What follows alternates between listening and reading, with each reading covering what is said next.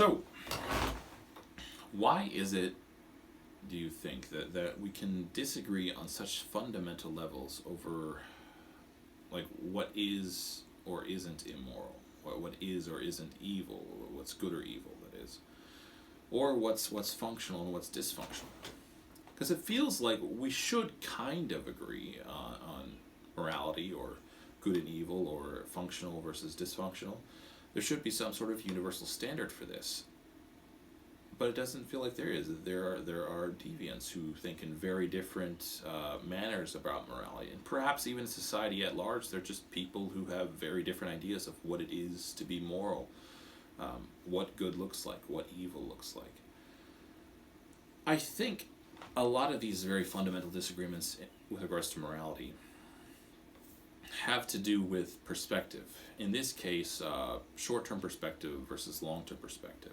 And perhaps even like a super long perspective can be an issue, in that I think people can kind of overestimate their ability to calculate things and have the capacity to try and play God.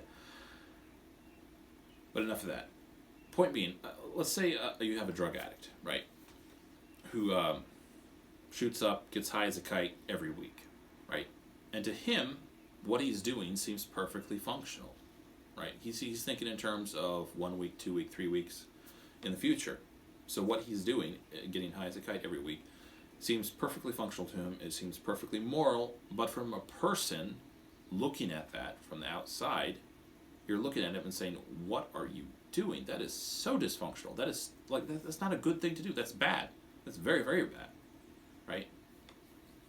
So you have these, like, maybe almost a fundamental disconnect between what one person perceives as dysfunctional and what another person perceives as dysfunctional. And it has to do with this perspective that we talked about. One person is thinking in terms of like 20, 30, 40 years in the future. They're thinking in terms of like how long their life is actually going to last, maybe.